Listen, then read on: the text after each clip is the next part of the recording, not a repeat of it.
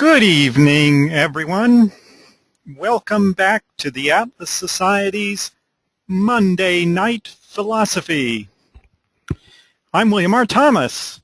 I'm the Director of Programs here at the Atlas Society, and I'll be just the MC for this wonderful webinar. Tonight's webinar is the second installment in a new 5-part series of lectures by my colleague Alexander R. Cohen, entitled Objectivism, a Rational Philosophy for the Hero in Your Soul. And the course is a new, concise survey of the philosophy founded by Ayn Rand. The course began last week with Session 1, Living for Yourself. You can catch a video of that up on our website. If you missed the webinar, you can still catch a video of the slideshow and audio. And it continues, the course continues tonight with Session 2, Focusing on Reality. Now in this lecture, Alexander R. Cohen will explore the fundamental nature of reality and of human knowledge. He'll show that in order to survive and to flourish and be happy in the world, we need to know what kind of things we're dealing with and what they might do so that we can choose our actions accordingly. We need to understand the nature of reality. Now, our speaker for this evening, Alexander R. Cohen, is the managing editor of the Atlas Society's Business Rights Center and an associate scholar at the Atlas Society. And you can read his blog and other articles on business rights on our website. He earned a bachelor's degree in broadcast journalism at American University and a law degree at the University of Pennsylvania before beginning extensive graduate work in philosophy at the City University of New York, at the University of Virginia, and at the Atlas Society Graduate Seminar, where he not only studied but has served as an instructor. Now, the webinar will begin with a slideshow and live video presentation, which will run on the order of 40 or 50 minutes, and then there'll be an open question and answer discussion session that's just going to run as long as people stay connected and seem interested in the discussion. So that's how it's going to work. So that's the end of my introduction, and I give you Alexander Cohen, Focusing on Reality. Make it real, Alexander. Here's a story. Long ago, in the Middle East, some people built a city. To protect it from conquest, they built a stout wall. Their best engineers worked on it. They tested it regularly. It was quite solid. One day an army turned up, trying to conquer the whole area. But while they were able to lay siege to the city, they could not get through the wall.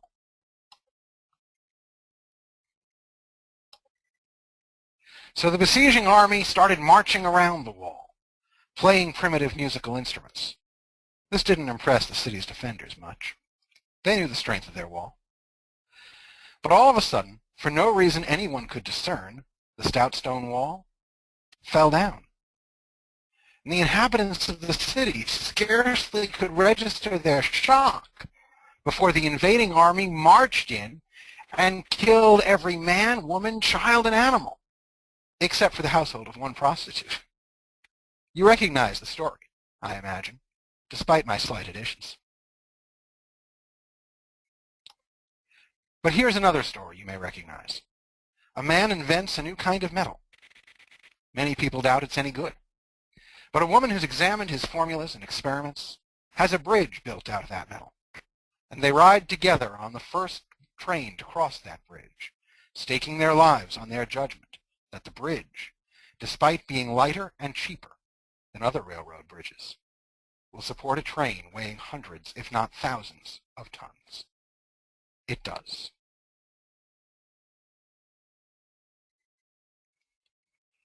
Both stories, of course, are fiction. And in fiction, anything can happen that the author decides. But imagine you could live in a world such as either story depicts. Your choice. What would it make sense to choose?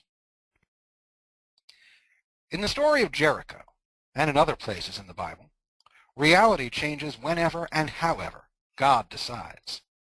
So even if your wall is solid, it will fall down if that's what God wants. And there's nothing you can do about it. If an attacking army merely had bigger battering rams than you anticipated, or ships loaded with fire, you might try to reinforce the wall, or put out the fire. But if the attackers have God, he could simply make your new defenses stop working too. You can't even predict what God will do. Unless, of course, you or someone you trust is one of the lucky ones he tells in advance. That means you can't act in reliance on things working a certain way.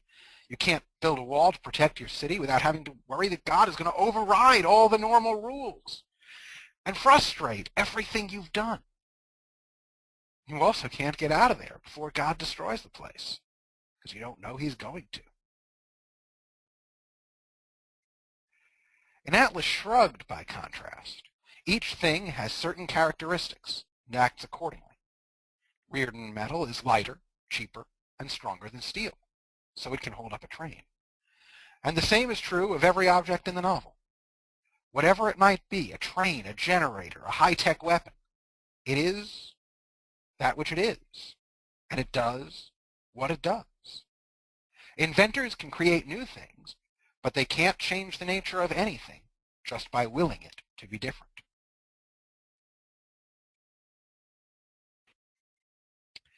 Because each thing acts according to its nature, and not in violation of its nature, you can learn what it is and how it behaves. That means you can predict what it will do under certain conditions. And that means that you can control what happens. It is because they live in a consistent, knowable world that the hero, and because they learn that world, they learn to know it, they learn how to control it, that the heroes of Atlas Shrugged are able to create all the marvelous things they create, such as the Reardon metal bridge and the mysterious motor. So if you could choose to live in either world, the world that offers the greater prospect of heroic action is the world of Atlas Shrugged, precisely because that world operates according to strict laws of identity and causality, because things there are what they are and act according to their nature, with no miraculous exceptions. The heroes are able to shape their world. They understand nature, and they command it. And this is what would be open to you if you lived in the world of Atlas Shrugged. But of course, Atlas Shrugged, like the Bible, is fiction. You can't live in either book, though you could take inspiration from either. And you can't choose the nature of the world in which you live. You can, at most, recognize it. In the rest of this webinar, I'll take you through some core ideas in objectivist metaphysics and epistemology in order to show that the real world really is like the world of Atlas Shrugged, and that means you can build in it. Now, metaphysics and epistemology are $10 words, as Mark Twain might have said, so I'll define them. Metaphysics is the study of existence as such, what it is for something or someone to exist. It is the most fundamental of all branches of philosophy and all areas of inquiry, and it applies to everything. Epistemology studies our knowledge, but I'll get to that later. The first, most basic metaphysical principle is existence exists. What this means is simply that reality is real. It's not a statement about what exists. It does not tell us, for example, whether the stars are naturally occurring nuclear power plants much larger than the Earth, or little lamps hung on a blue sphere a few miles above the ground. It takes science to tell us that, not metaphysics. The metaphysical principle only tells us that whatever is real really is real, that there is such a thing as reality. That means we aren't imagining reality. There once was a philosopher, Berkeley, who held that there was no reality beyond the ideas in our minds. I almost said heads, but he didn't believe in heads. And whether God put them there. Berkeley was wrong. There's a real world. Not only is it not the case that our minds create reality, it is the case that our minds depend on reality. Consciousness is always consciousness of something. So there has to be a something for your consciousness to be conscious of, or you can't be conscious at all. That is to say, something must exist in order for you to be conscious of it. existence is primary. Consciousness is secondary. Because existence is primary, and consciousness merely recognizes it, it takes action beyond one's consciousness to change existence.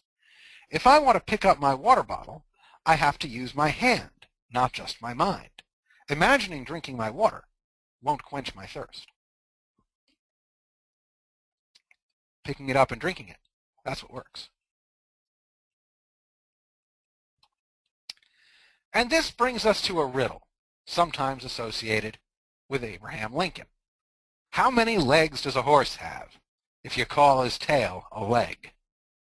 The answer, of course, is 4. It doesn't matter what you call the tail. The tail is a tail, and not a leg. Only particular things exist, not general things.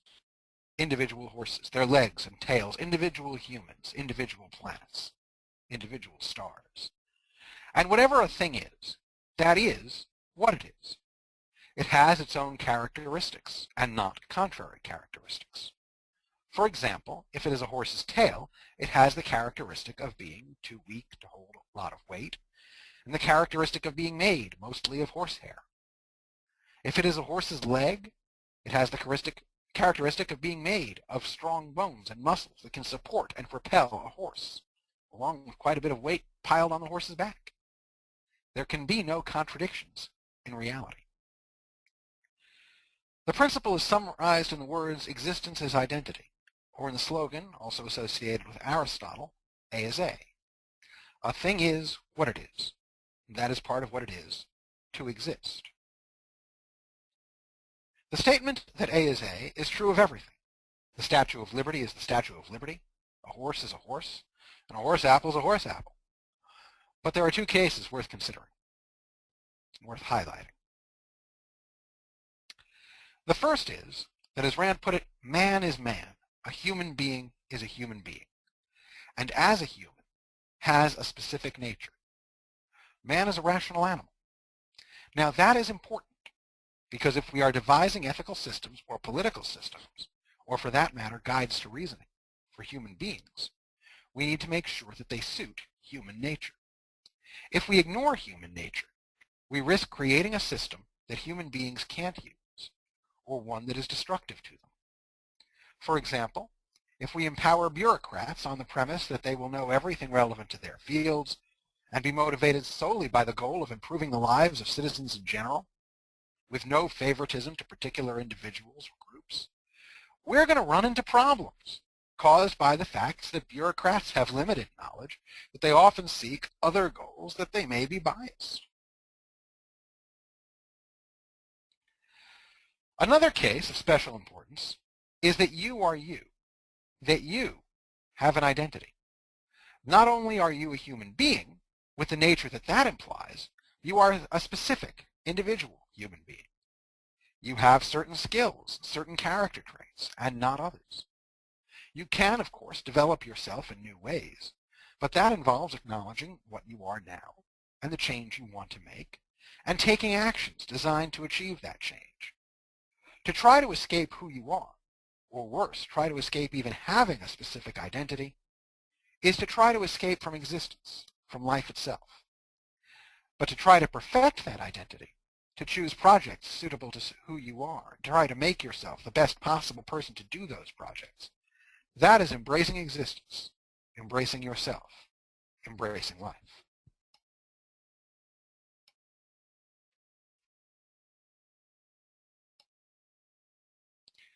What exists are not just people and things, that is, entities, but actions. Entities, however, are primary. Actions are the actions of entities. There can be no action without something that acts. Otherwise, what would be acting? And every action, therefore, results from the nature of the thing that acts. Thus, for example, the hands of a clock move at a steady pace, because the components that drive them have been designed with characteristics that ensure that result. Because it is in the nature of a clock to move at a steady pace, the clock will not randomly accelerate. That would be contrary to its nature. The principle that everything acts in accordance with its nature is the law of causality. The entity is the cause, and the action is the effect. It is important to note that this is not a claim that events cause each other. The striking of a bell is not caused primarily by the action of the minute hand reaching 12. Rather, both actions are caused by the clock mechanism. You may sometimes see an action that is not clearly traceable to an earlier action. There may even be actions not caused by earlier actions. But since all actions are the actions of entities, causality is always present. And yes, causality is present even in acts of free will by human beings, such as this other big bang. It is part of our nature to have free will, so when we exercise it, we are acting according to our nature. Because entities act according to their nature, if you want to change the way things are, you can't just wish for them to change. As Dr. Franklin appreciated, you have to act in accordance with your nature and theirs to change them. If, for example, your reading glasses don't let you see at a distance, and your distance glasses don't let you read, and you do not like that, you do not find that satisfactory, then you have to acquire, or in Dr. Franklin's case, invent, bifocals. Where metaphysics is the study of existence as such, epistemology is the study of knowledge as such, what it is to know something, and how that is possible. Some fields, of course, study specific kinds of knowledge and specific ways of getting it, but epistemology studies knowledge simply as knowledge, that is, as human knowledge. As I said when discussing metaphysics, existence is identity. Of course, that's Rand's line. A related principle lies at the heart of objectivist epistemology. Consciousness is identification. This, of course, reiterates that we do not create reality merely by thinking, that existence exists and is not just in our minds. The function of consciousness is to know reality, to identify it, to say, this is what it is. And it doesn't just mean to say, existence exists. It means to identify specific things and say, this is what this is. So this, on the right of the slide, is a painting. It is a painting of Aristotle. It is Aristotle gesturing down to signify that philosophers ought to pay attention to this earth and what is on it. Aristotle is a great philosopher. These are all identifications of what you see. The image, whom it depicts, what he is doing. The first step in identifying reality is to perceive it through your senses. Because your sense organs do not have free will of their own, they cannot lie to you. They function according to their nature, and their nature is to furnish accurate information. However, it is possible to misinterpret the evidence that your senses give you. For example, you may have had the experience of walking into a room that has a giant mirror for one wall and thinking the room was much larger than it actually was. You failed to identify the reflection, and therefore you thought that the room continued beyond where the mirror you failed to identify was. But what you saw, that is to say the reflection, actually did exist. It takes reason to make sense of what our senses tell us. Here we have a painting of an anatomist cutting open a human body and showing it to his students. Early anatomists had to figure out what each substance and structure they saw inside the human body was, what it did. Sometimes they got it wrong.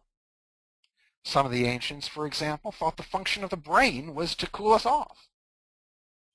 You can see a brain. If you cut open the head, you can look at it. But you cannot see that the brain is where thought takes place. You can't even see, just by looking, that you need blood.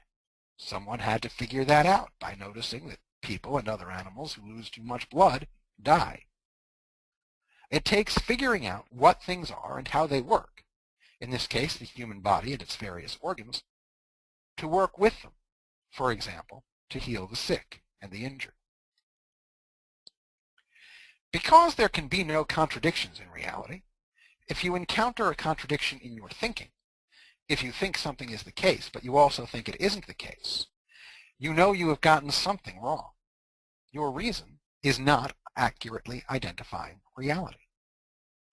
And you know that it's not accurately identifying reality before you figure out which of your premises is false, simply because they cannot both be true. Ayn Rand defined logic as the art of non-contradictory identification. Only concretes exist independently of our minds. Everything we perceive is a concrete. So we have to begin with concretes. Here is a concrete, Charles Darwin. If I bring back a few concretes we've already seen in this webinar, we can start looking to see what they have in common. We might say that Darwin, Dr. Franklin, and Aristotle are humans, that they are men, that they are heroes, or that they are scientists, Aristotle being a primitive one. Concepts both integrate and differentiate particulars. That is, they group them together by what they have in common and distinguish them from other particulars based on what they do not have in common. If you look at what Darwin, Franklin, and Aristotle have in common with one another, but not with Ayn Rand, you probably notice first that they are men. All four are humans, but Rand is female and the other three are male. On the other hand, there's another concept that integrates Rand with Aristotle and distinguishes the two of them from Darwin and Franklin.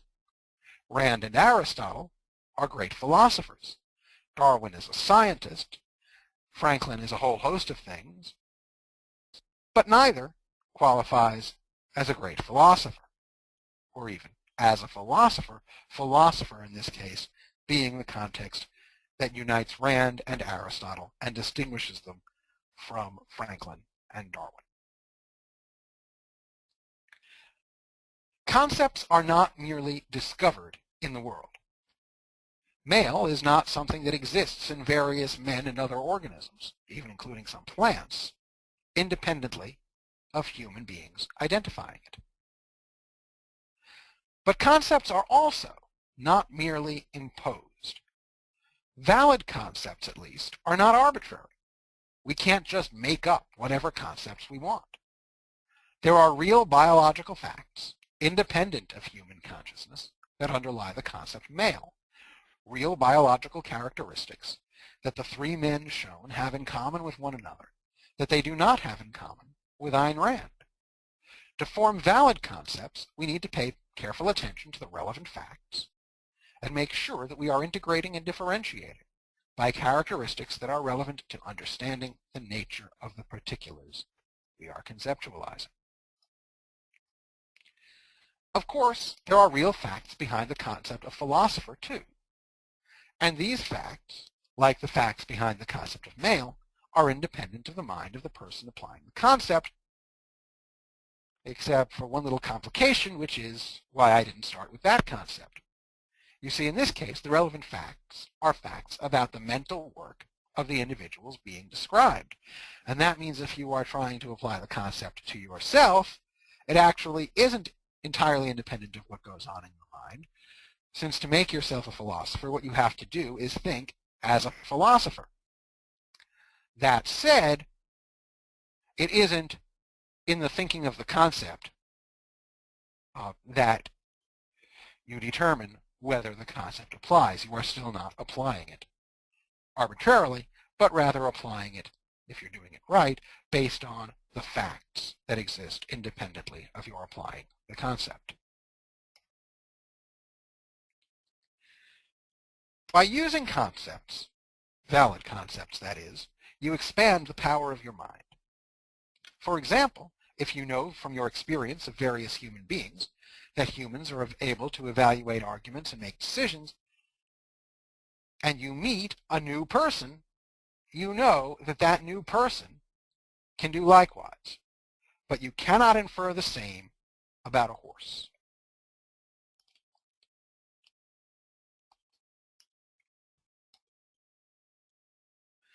And if I throw in enough pictures, I'll overload your ability to keep track of everything you're seeing as individual items. But you can bring some order to the mental chaos by saying, here are 9 pictures. Pictures is a concept, or picture is a concept. Or here are 4 people, 2 books, those are concepts, and 3 miscellaneous items.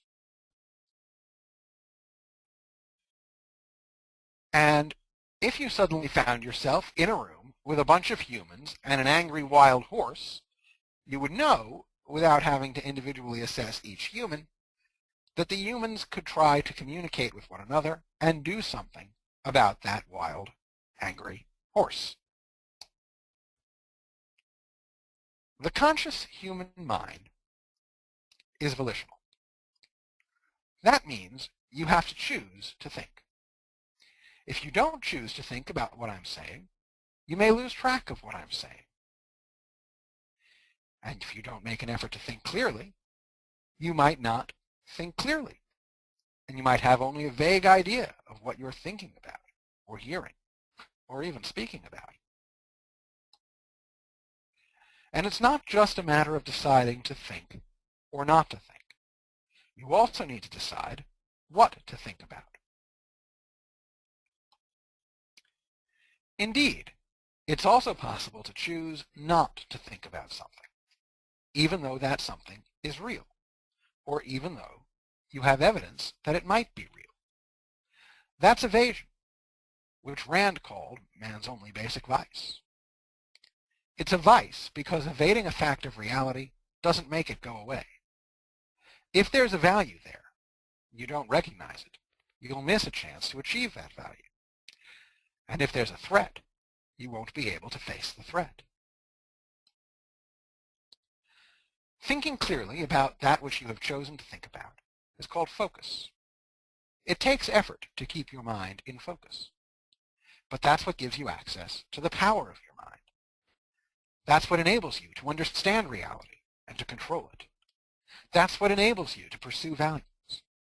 In an important sense, since the essential nature of a human being is that he's a rational animal, making the effort to focus your mind, to think clearly, to be rational, is making the effort to exist as a human being, to live. Being in focus is part of being fully alive. But you only have that volitional control over your conscious mind. You have a lot of mental contents and activities of which you are not consciously aware at any given time. These are not volitional. You can't just decide to have them, at least not without making them conscious. You can, however, work to train or educate your subconscious mind.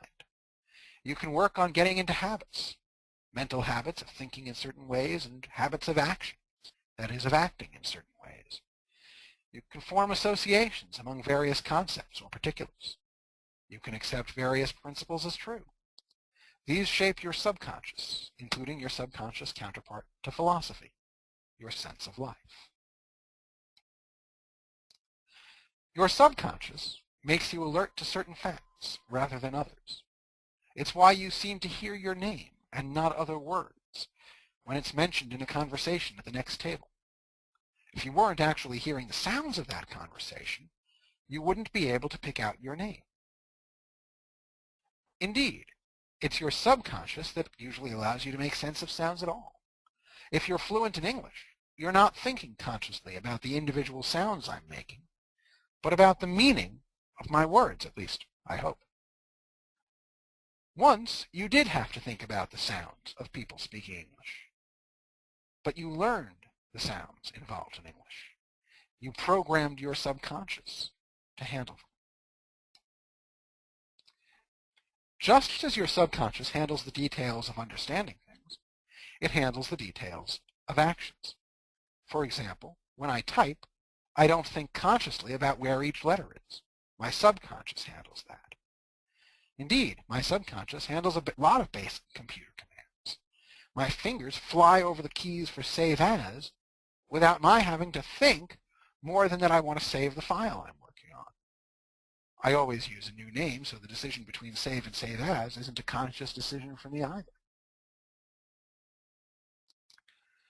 And it is your subconscious that evaluates facts and produces emotions. It evaluates those facts according to the basic facts about your world and your interests that you have programmed into it by all the methods I mentioned.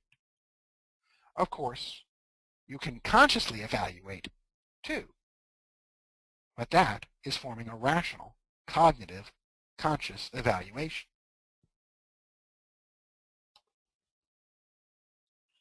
The subconscious is exceedingly fast, and it is not subject to scrutiny in the same way as the conscious mind. So it's harder to assess whether your subconscious is focusing correctly. That makes it dangerous to rely on your hunches or your emotions. They're not reliable guides to fact.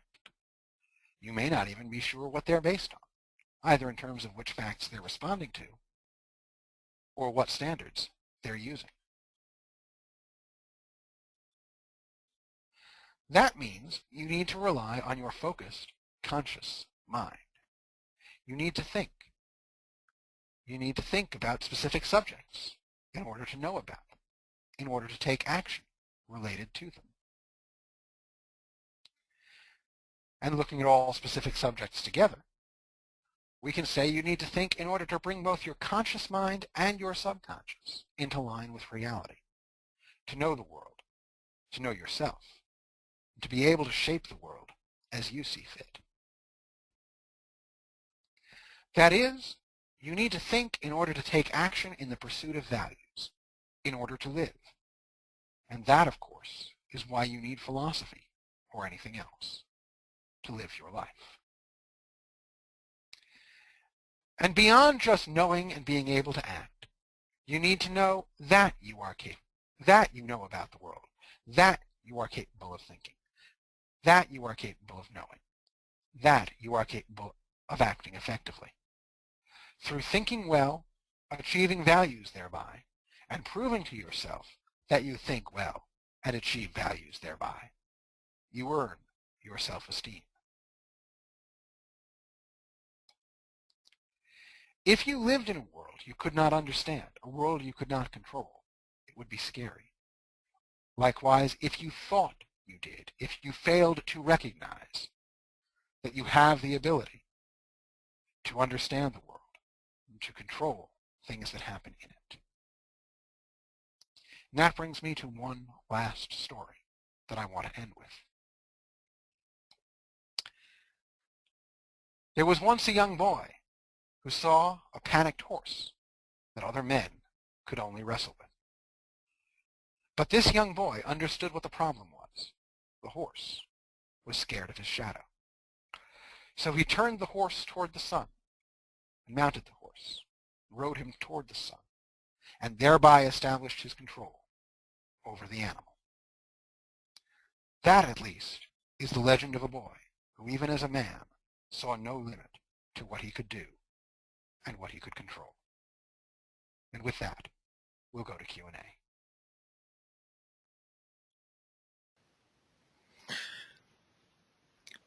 Thank you, Alexander. Thank you for that lovely presentation. And I invite you all to ask questions and bring us all your thoughts on this, things you find challenging, or if you wonder how it is we can have reliable knowledge, if you have any doubts about that, criticisms you've heard, any of those things. Okay, we have a written-in question for you, Alexander. It's from Jeff Kiviat. And Jeff, we also have a written-in complaint. Yes, you got a written-in complaint, but the fellow that wrote it in has exited the building. He was unhappy with your criticism of the Bible. If other people are unhappy with Alexander's criticism of the Bible, please ask a question, and we're happy to answer it. Alexander will be happy to answer it. Jeff's question is, Alexander, should volition be considered an axiom since, one, it is self-evident, and two, you can't argue against it without assuming it, since knowledge depends on volition? And if you haven't explained what an axiom is, then remind us of that. That's my addition. But so the question is, should volition be considered an axiom?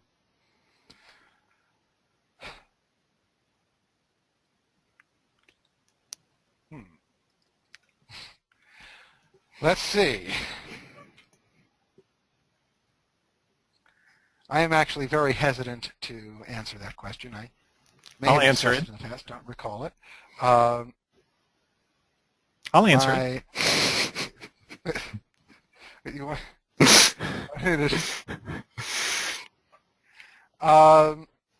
Let's see. Well, first of all right. You know what, Will? You're chomping at the bit. You take it.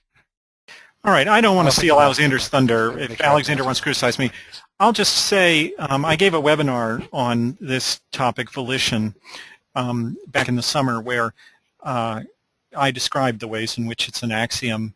I don't believe I called it an axiom in that webinar because I hadn't discussed what axioms are.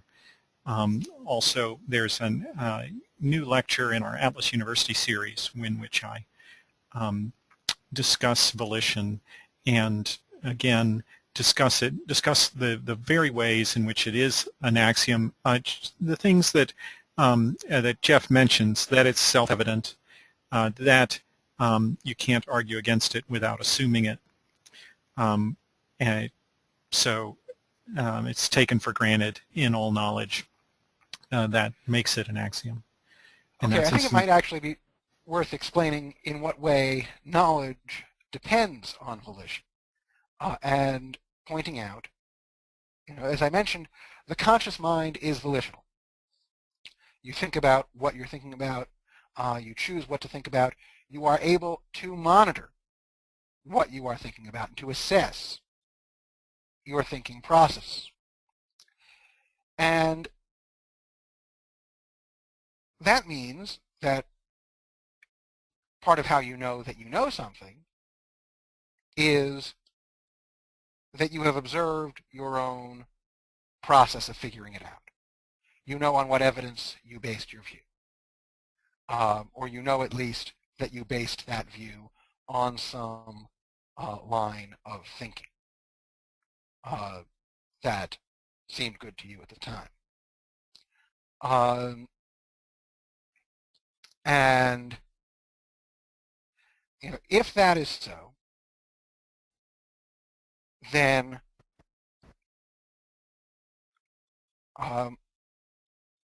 your claim to knowledge depends on that observation of that volitional process.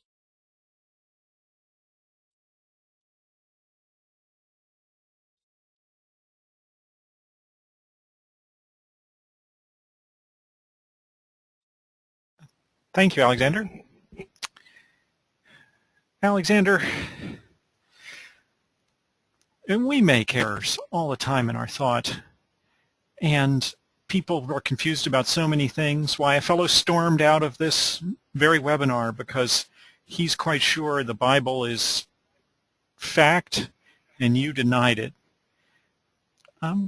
What can make anyone so sure? And how can one really be confident then in one's knowledge, or are we really just making it all up in our minds? Oh, and Matt Thexton writes in to ask, can we rely upon our senses at all times? Does it make sense to rely upon others' input on sensible evaluations? Okay, we've got too many questions. Let's slow down and let me take them in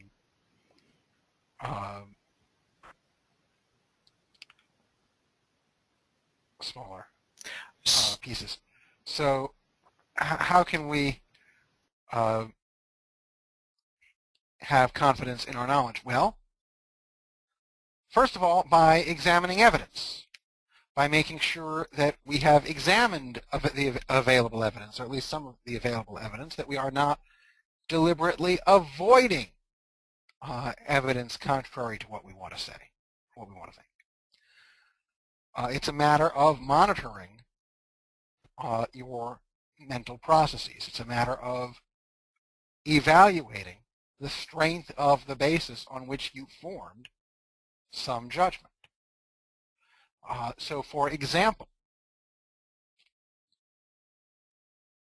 if you have observed the behavior of a lot of different metals over the course of your life,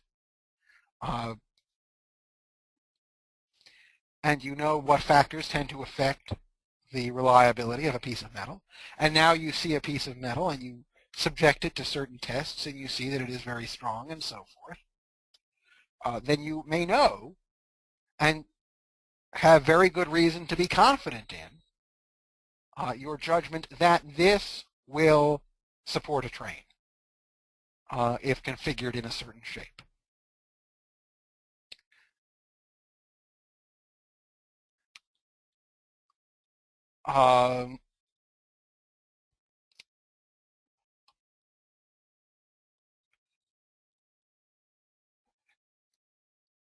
If, on the other hand, you know that you reached a conclusion in a very hasty way based on very limited evidence, then even if you are under a time constraint, for example, where you have to go by the best evidence you've got, you may be have very good reason to think, well, I don't really know, this is my best guess. If you are in a position to hear arguments from people who have very good reason to advocate one position or another, for example, in a trial, you can ask yourself such questions as, does the evidence exclude contrary conceivable ways things could have happened? You can ask, for example, in a criminal trial,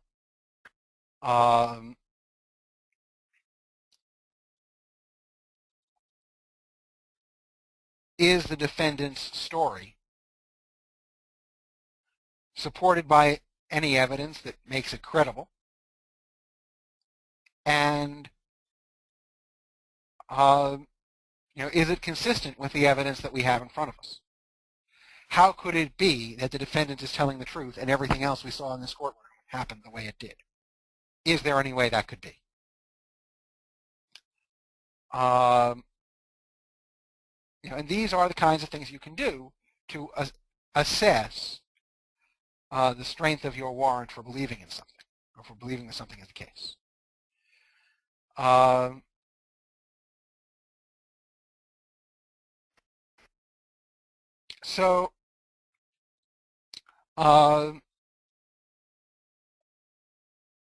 sorry, what was the next question you wanted me to address, Will? It was a sort of a follow-up. They're related. Will, you have muted yourself. I should be audible now. Can you hear me? You are audible now, yes. Little lag there. Little lag.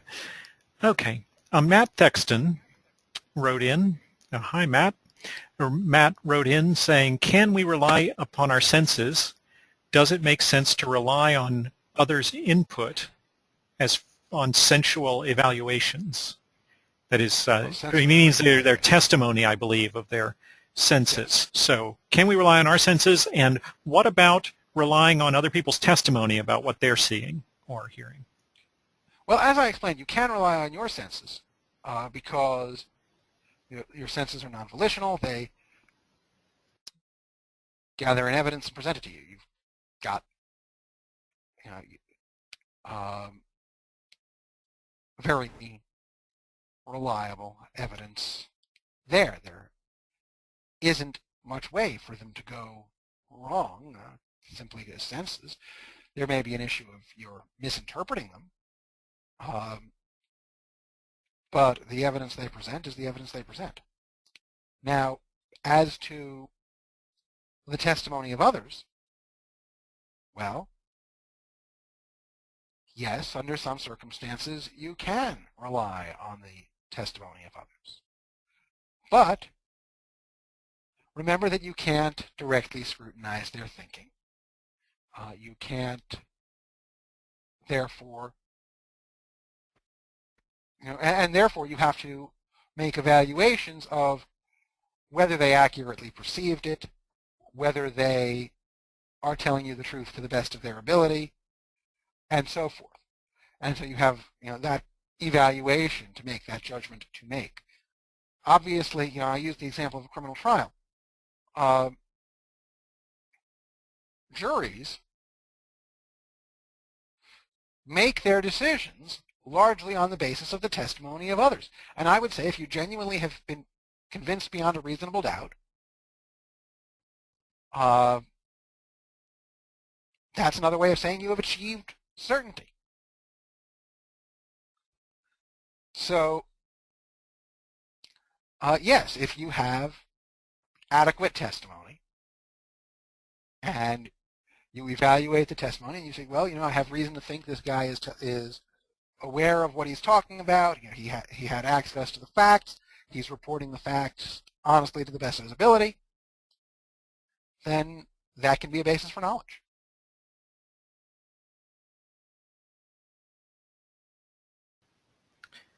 Thank you. We've had several questions. Maybe we'll just take them in order. I was trying to figure out a way to sort them out, but that, of course, these all relate to each other. Bob Champion writes in saying, on point, there's a proposition that seeing is believing, or vice versa. That is, a strong belief can affect what one perceives. How does that fit into tonight's discussion? Is seeing believing? Is believing seeing? Is believing seeing. Well, we have to make a distinction, first of all, between what the senses tell us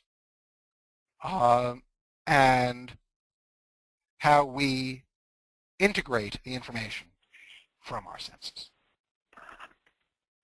And say, well, the latter is actually fallible. We can mistake a reflection for more space in the room. We can mistake, we can see a mirage and think that means the oasis is there, rather than recognizing that what we are seeing is a reflection of an oasis somewhere else.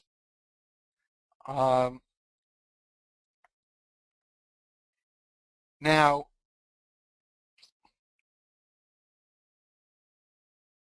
I at least would say, and I think other people might disagree with me, I at least would say that yes, how we integrate something may very well be influenced by what we expect. So, for example,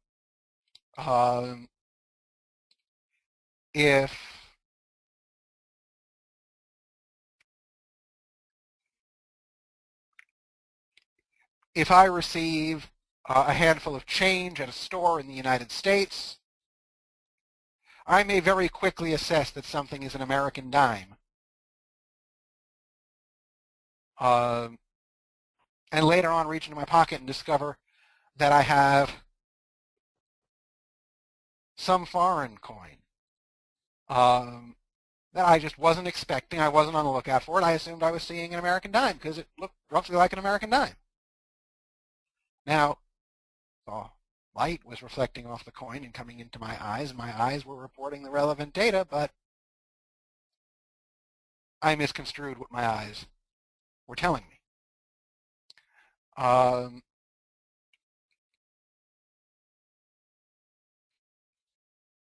So, yes, you can make mistakes like that. You can read something and think it says something that that you thought was true and that you thought this person would say.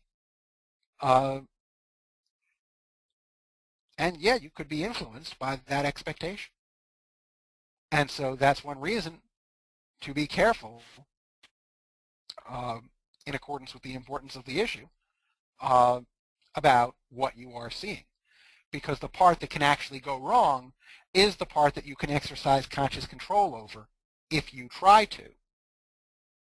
And that's something that I probably, that maybe I should have mentioned on the division of labor between the conscious mind and the subconscious. Most of the things that your subconscious does are things that it has been programmed to do by your conscious mind, that your conscious mind used to do, and that your conscious mind can reassert control over. So, for example,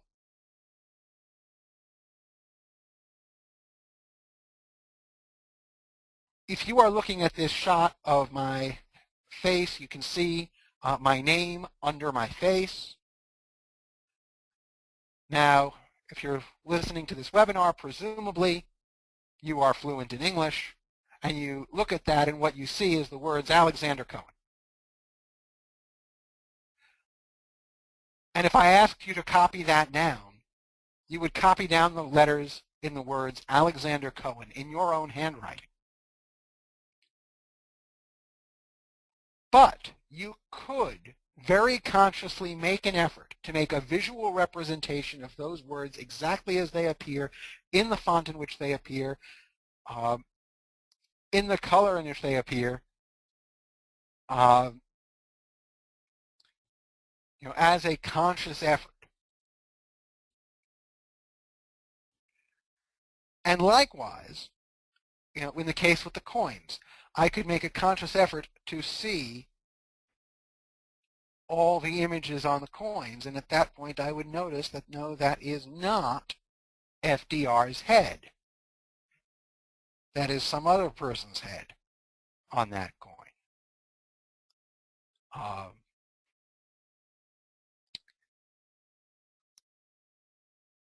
So you can reassert conscious control over something, at least in many cases, that your subconscious would otherwise handle.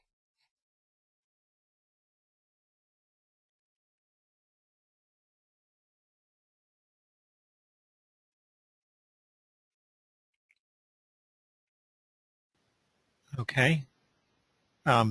Matt Thexton just comments that was useful, a useful comment about the subconscious versus the conscious mind.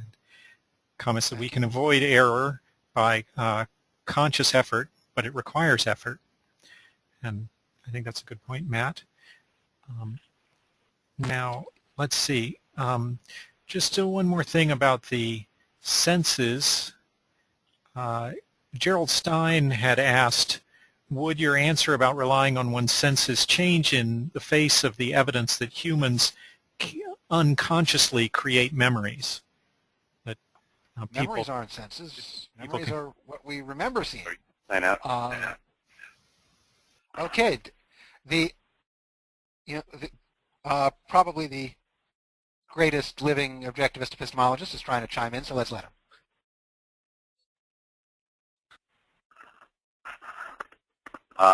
David? That would be you, David Kelly. David Kelly, the founder of the Atlas. Thank you. Can you hear me? Yes. All right. I just want to make a general point that the underlying principle here is the senses function automatically by causal law. So the way things look or sound or feel by touch in any given circumstances, the way they have to, given the objects, the medium, and the operation of your senses. However, it's only when we reach the conceptual level that when we interpret what we're seeing or hearing or feeling that we make a perceptual judgment, identifying this as a case of X or Y or Z, that we can make a mistake. And there are unusual circumstances. So the classic example of the bent stick in water, the stick, when it's in water, it looks exactly the way it has to, given the optics of refraction. And if you don't know anything about it, then you may well judge that it's bent. But that's a conceptual error, not a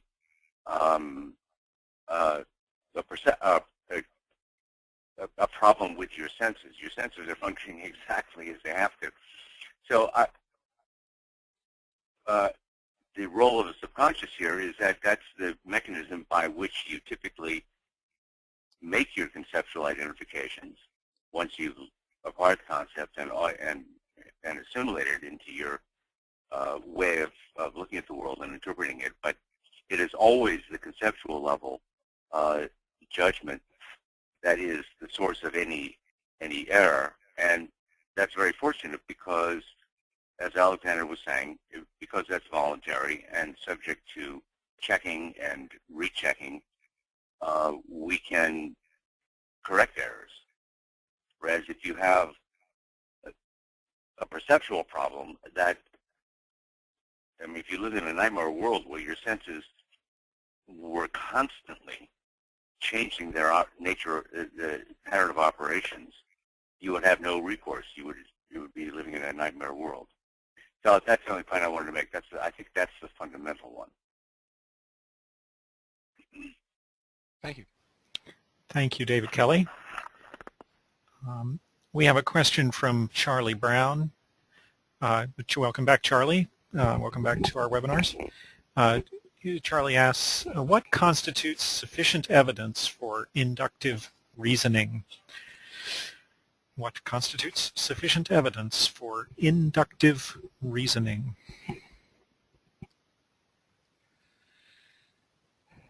I think with a question about sufficient evidence, the question really can't be answered outside of the context of, well, of several factors, one of which is countervailing evidence, if any, but one of which is, and one of which is the availability of evidence, and one of which is the level of confidence required. For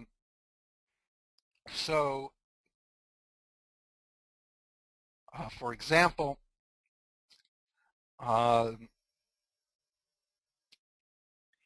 if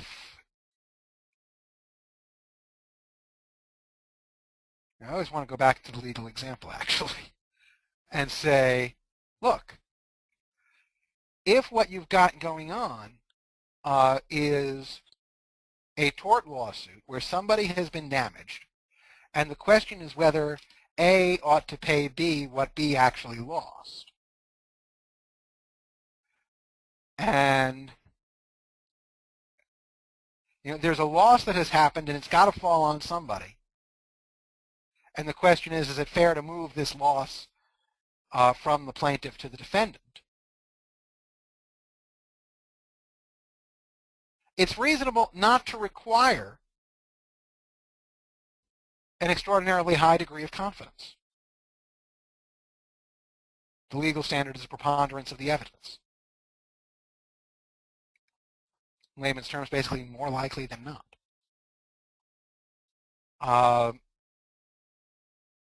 And if you're not sure whether things happened according to the plaintiff's story or not, but you think it's more likely that they did than that they didn't, that can be good enough. Because it's not really all that much worse, if it's worse at all, to make a mistake on the side of the plaintiff than to make a mistake on the side of the defendant. But if what you are talking about is sending a person to prison, well, there it is a lot worse to convict an innocent person than to acquit a guilty person. And that's why we have a much higher standard of proof, where you have to say, yeah, I am confident beyond a reasonable doubt, this is the way it happened, this defendant is guilty of this crime. And so, similarly, in other contexts, suppose, for example, that you have a fairly normal middle-class income. You have restaurants that are willing to deliver to you at the if you just pick up the phone and call them. You have a grocery store that's open a few blocks away. And you have a piece of food in your fridge that you're not sure is still healthy to eat. Well, the risk, if it turns out to be unhealthy to eat, is significantly greater than the risk of wasting that food in your context. On the other hand, if it's the only food you've got in the house, and you are really desperately clinging to every dime, then it might and you are in such a financial position that you are actually looking at a choice between eating this food or not eating tonight at all. You might decide that it's better to take the risk. And one way of looking at that is to say, well, the evidence isn't strong enough to throw out the only food you have the option of eating tonight, even if the evidence is strong enough to throw out food that you can easily replace.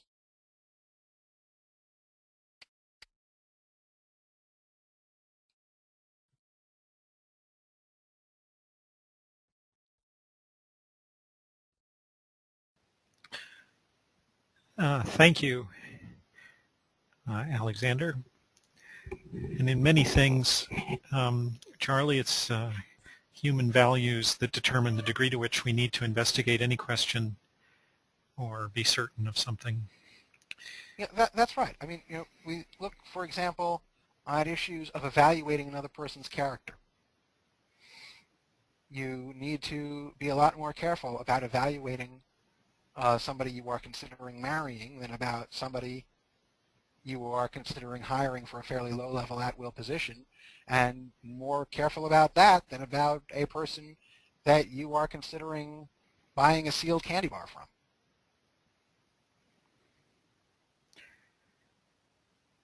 Yes, it's an interesting fact, too, that our use of concepts depends on our values, because after all, it depends on our purposes.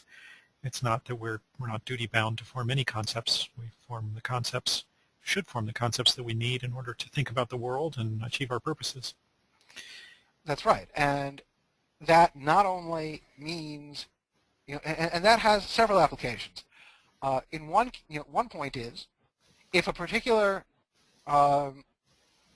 integration and differentiation won't help us understand anything, then it's not a valid concept at all. But even among the range of valid concepts, some are worth forming in the context of your life and your activity, or even if you have them, worth using in the context of your particular activity at the moment, and others are not. For the most part, if I'm studying intellectual history, I mean, the concepts of man and woman are valid concepts, and in the concept of studying intellectual history, it's not particularly important, at least probably most of the time, to think about the fact that Ayn Rand was a woman rather than a man. If we were sufficiently contemporary and I was considering asking her out, it would be very relevant.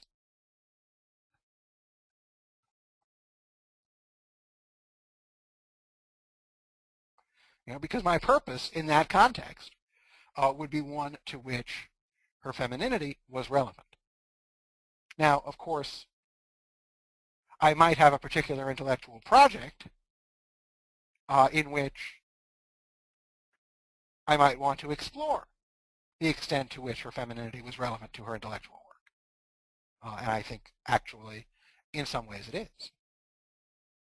But that's a huge topic, and that's a distinctive project that one might take up. Thank you, Alexander. We come back to the Bible with a question from Carl McAdams. Carl has stuck it out here and has asked this question. He says, why do you not believe in the Bible?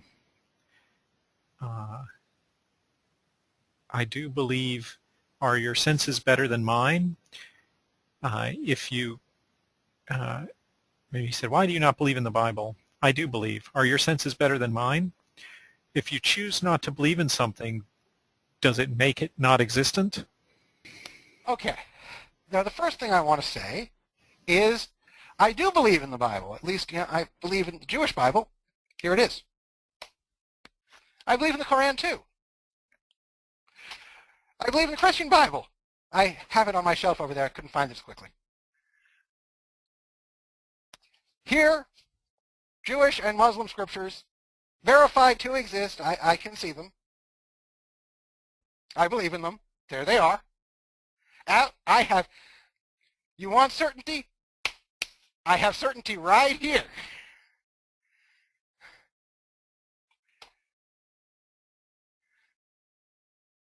And the gentleman asking the question, the lady asking the question, has, I am sure, perfectly reliable evidence that the Bible exists. Perfectly reliable. Probably has one in his or her house. Maybe more than one.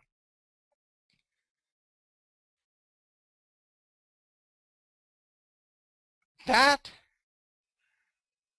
is what our senses tell us as to believing in the Bible.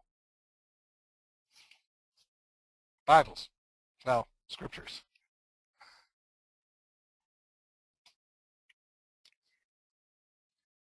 Now, of course, when people talk about believing in the Bible, what they actually mean is, I'm going to open up this book, it's going to say, in the beginning and so forth, and you're going to believe that these words over here are telling true facts or true moral ideas or something of that nature. Well, to determine that, the question is not, are my senses better than yours? It's, I have here words on a page, testimony if you will, and I have to evaluate the credibility of these words. Not whether the words exist, they exist. Here they are. When God began to create heaven and earth, the earth being, here they are.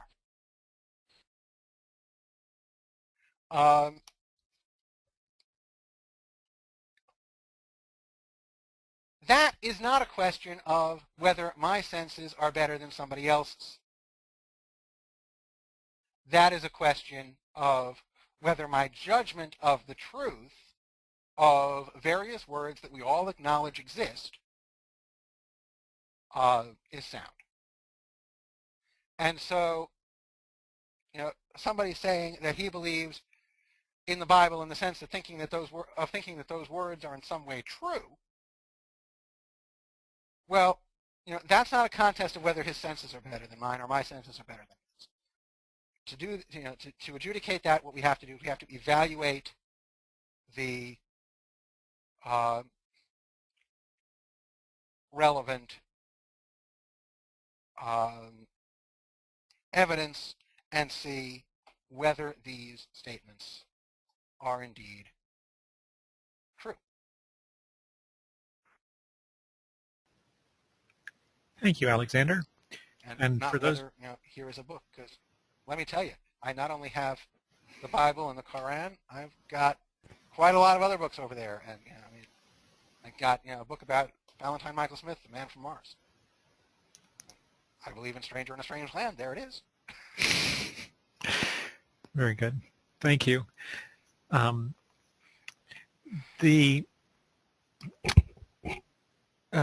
So, and for those of you who stuck it out, there are a few questions from those of you all who still remain unanswered. So please be patient with us. Charlie Brown asked also another philosophy question. What's your definition of information? You had mentioned information earlier in your discourse, and he wondered what was your definition of information. say someone has sufficient information to conclude, or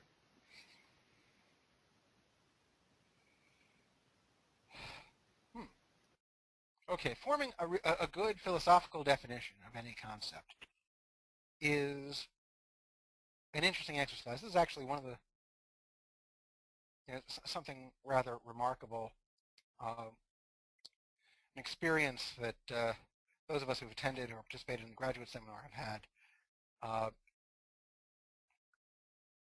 It turns out that most of us seem to use words all the time and actually take some effort to produce a definition.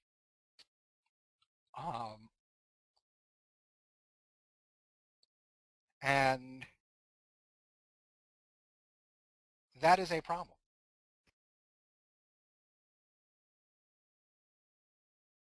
I would like to be in a position to tell you that I can give you, off the top of my head, a definition of every single word that I used in this webinar.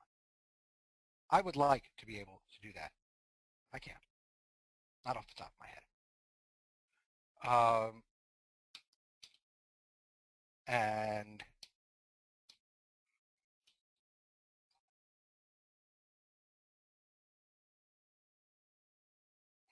so if we were going to, if you ask me to give you a definition of a word, one of the things I can do is I can take you through the exercise and say, well, let's think of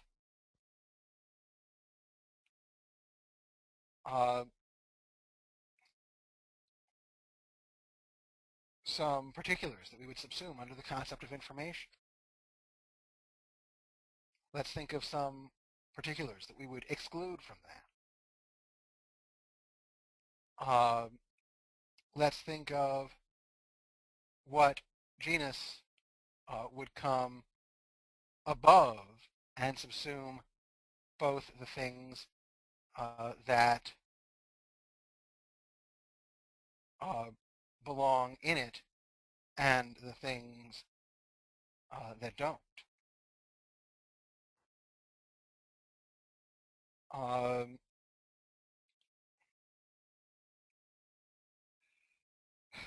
Now, I don't think I actually want to go through that whole exercise right now, but that is basically what we would have to do to come up with a proper philosophical definition of information.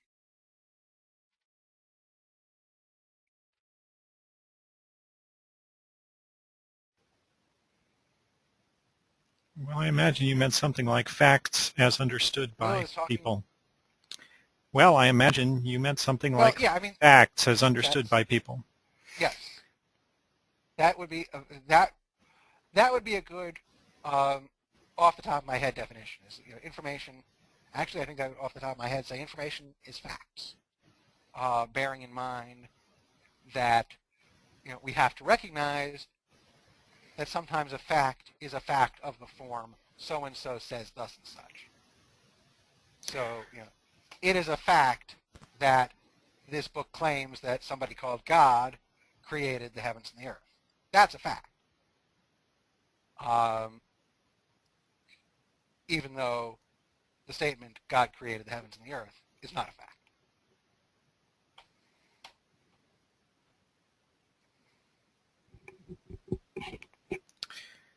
An application for our graduate seminar will be up online on our website shortly. People interested in detailed investigation of our philosophy are welcome to apply. Okay, we will not, I think, be doing that conceptual definition exercise this year, but we have done it in the past, and maybe we'll do it again in some future year.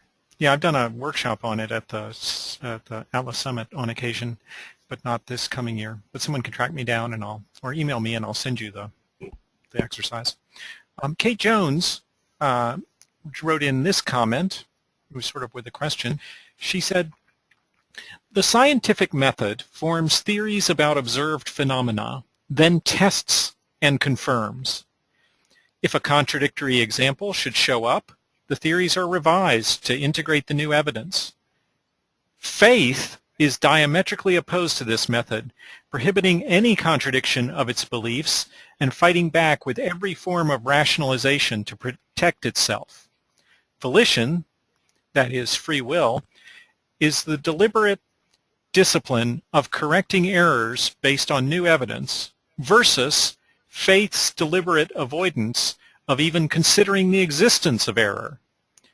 Do you see any way to reason with the faith-based mentality? Okay, first to clarify, if I understood that statement correctly, what she's saying is that volition is the faculty by which we choose whether to face the contradictory evidence and follow that evidence and revise our theories accordingly, or at least honestly scrutinize that evidence, because there's always a possibility if you've got one observation against a long line of evidence that your one observation is involves a mistake of some kind.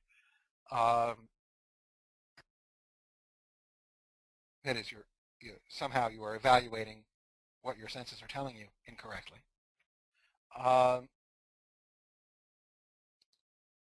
How you choose between doing that and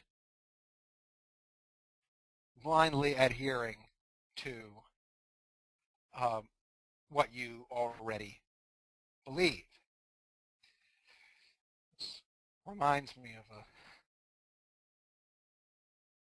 something that happened once. I had a couple of Mormon missionaries knock on my door, and we got into a lengthy discussion, and ultimately I said, well, here's a bunch of evidence and argument that you should consider.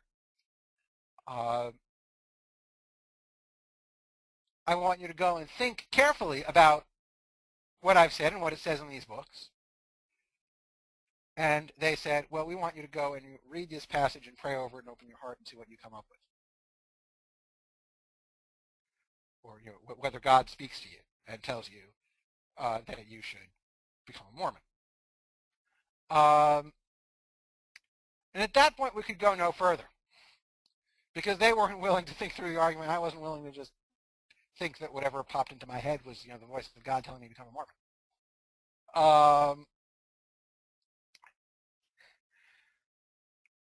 Now,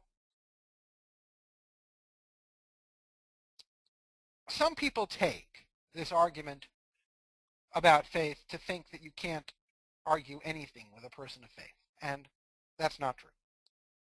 Because because people only tend to take certain things on faith, and often you can have an argument, and a perfectly productive one, at a level somewhat removed from that. If somebody thinks, for example, as a matter of faith, that God is responsible for keeping the universe functioning according to predictable laws, as long as he doesn't think a miracle is going on, you can tell him, don't step into traffic, the cars are coming.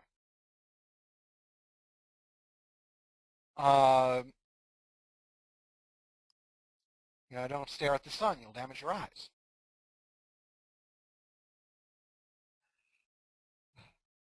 Can you argue somebody out of faith, even on the things that he has faith about? Well, I suppose to an extent that depends on how strong his commitment to faith is. If you can say to him, well, look, here are some facts that you accept, here's why they're inconsistent with your faith. Is he more committed to those facts than he is to faith? If you can show him that there's something in his faith that is internally inconsistent, is he more committed to consistency than to that faith?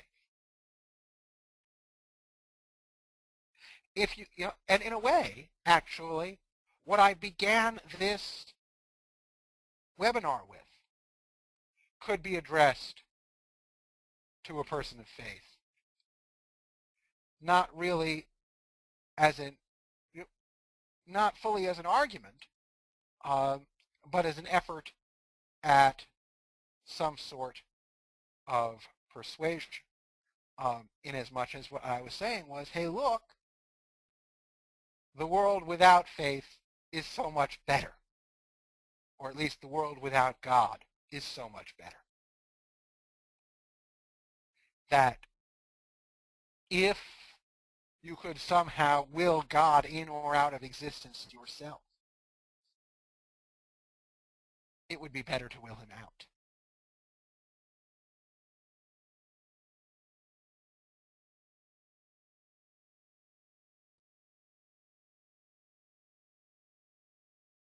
Thank you, Alexander. I think we're coming to the end of the webinar. If there are no further questions, many people wrote in thanking you as they signed out. And why don't you take a look and see if you want to jump in on any final thing here.